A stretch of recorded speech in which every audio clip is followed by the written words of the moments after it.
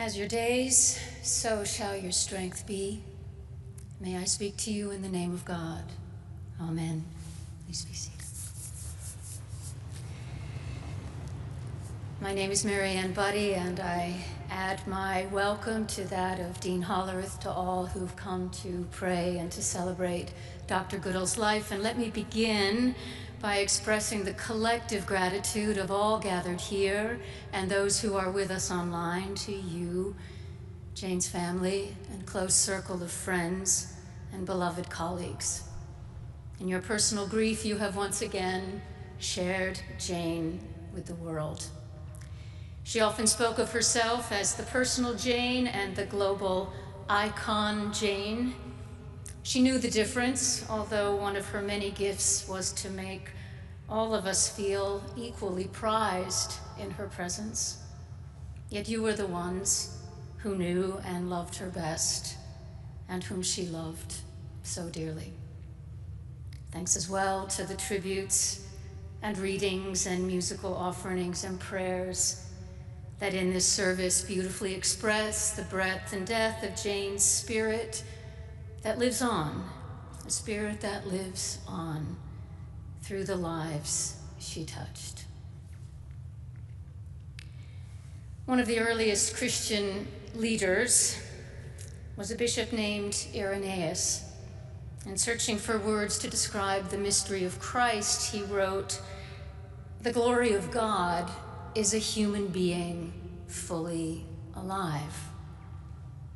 And it's a phrase that went viral in a second century sort of way, and it's often quoted still as a way to describe the miracle of any human being fully alive. And as we know and have so wondrously heard today, Jane Goodall was a fully alive human being, and she cherished her relationships with other fully alive beings, some of which were human. And she dedicated her fully alive life in service to all life and to the care of planet Earth upon which our lives depend. And as we know and have heard today, she also experienced mystical encounters with the mystery we call God. At pivotal moments, she felt summoned to particular and enormous tasks, which she sometimes spoke of in biblical terms.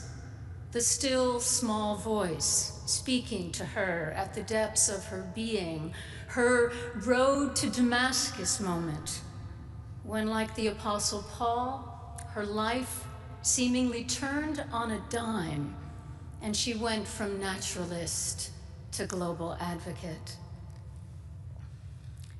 And as the one called upon here to speak to the spiritual dimensions of Jane's life and the promise of life beyond death that she anticipated so confidently, I find myself wanting simply to read to you some of her own words. Some you know well, but surely we can all hear them again. Of her early years in Tanzania, she wrote, "All the time I was getting closer to animals and nature, I was, as a result, getting closer to myself and more in tune with the spiritual power that I felt all around. For those who have experienced the joy of being alone with nature, there's really little need for me to say much more. For those who have not, no words of mine can describe the powerful, mystical knowledge of beauty and eternity that come suddenly and unaware. The beauty is always there, but moments of true awareness are rare. They would come unannounced, perhaps as I was watching the pale flush preceding dawn, or looking up through the rustling leaves of some giant forest tree into the green and browns and black shadows and the occasionally ensnared bright fleck of blue sky, or when I stood as darkness fell, with one hand on the still warm trunk of a tree and looked at the sparkling of an early moon on the never still, softly sighing water of Lake Tanganyika.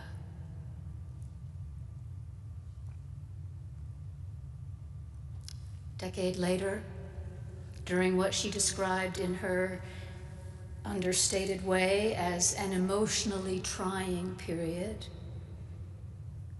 she had the opportunity to go to Paris. And as we heard while she was there, she visited the Cathedral of Notre Dame with enormous questions stirring in her heart. Questions like, was there a guiding force in the universe? A creator of matter and thus of life itself?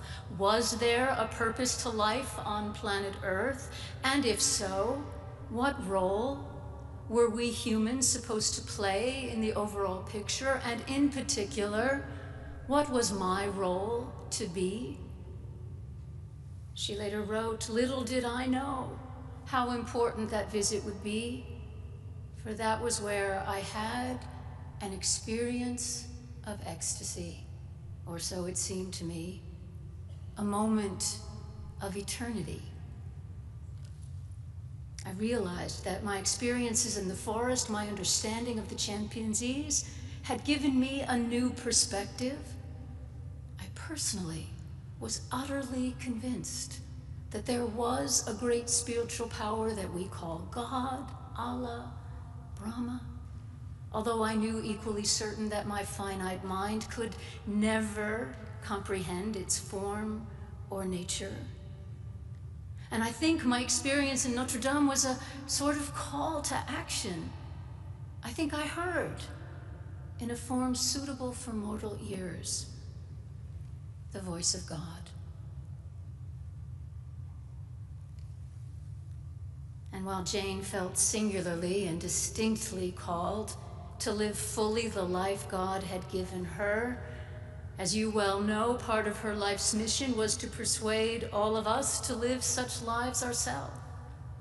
As iconic as she knew herself to be, and as she accepted that role, she still didn't want to be put on a pedestal. In this way, she reminds me a bit of Dorothy Day, the Roman Catholic laywoman, lifelong pacifist, committed to voluntary poverty along destitute men and women living at the margins of our affluence. "Don't call me a saint," Dorothy Day would say. "I don't want to be dismissed that easily," which meant don't place me in a category set apart from you as a way to justify your passivity. Well, in God's sense of humor, as it turns out, Dorothy Day is in fact on her path towards canonization as a saint. And Jane herself once wrote, "We all have to evolve, all of us, from ordinary, every human beings into saints. Ordinary people like you and me will have to become saints, or at least mini-saints. The great saints and the masters were not supernatural beings. They were mortals like us, made of flesh and blood. They, like us, needed air to breathe and food and drink. And they believed in a spiritual power, in God, that enabled them to tap into that great energy. And we must strive, each of us, to join them." And then she said this, I imagine them standing as though on a bridge suspended between God and earth. And she has taken her place on that bridge now. And before she died, she wanted to speak to us from there, looking straight into that camera as if into our own eyes. She said, "In the place where I am now, I want to make sure that you understand that each of you has a role to play. And I want you to know whether or not you find that role, your life does matter I want you to understand that we are part of the natural world. And even where the planet is dark, there is still hope. Don't lose hope. If you lose hope, you become apathetic and do nothing. I just hope you understand that this life on planet Earth isn't the end. I believe, and now I know, that there is life beyond death, that consciousness survives. You have it in your power to make a difference. Don't give up. There is a future for you. Do your best while you are still on this beautiful planet Earth that I look down upon from where I am now. God bless you all.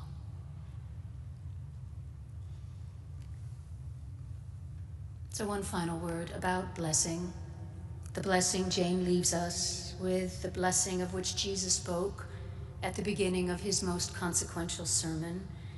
To receive a blessing, in Jesus' understanding, and certainly in Jane's, is not a passive experience, though we might be tempted to hear it that way, you know.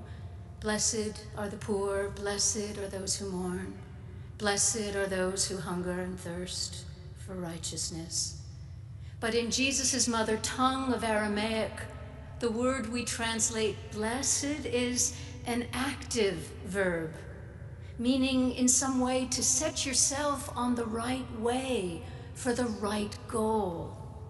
A Palestinian Arab-Israeli theologian, Elias Chakour, suggests that we should translate Jesus' word blessed something like get up, go ahead, do something, move. And he says, while I understand Jesus' words in Aramaic, we should translate like this: get up, go ahead, do something, you who are hungry and thirsty for justice, for then you shall be satisfied. Get up, go ahead, do something, move, you peacemakers, and you shall be called children of God. It's as if Jesus is saying, get your hands dirty to build a human society for human beings, he wrote. Christianity is not passive, it is active, alive, going beyond despair. So get up, go ahead, do something, move, Jesus said to his disciples. And surely Jane would say the same. God bless you all. Now go get up, go ahead, do something to preserve our beautiful planet for all living beings. And as your days, so may your strength be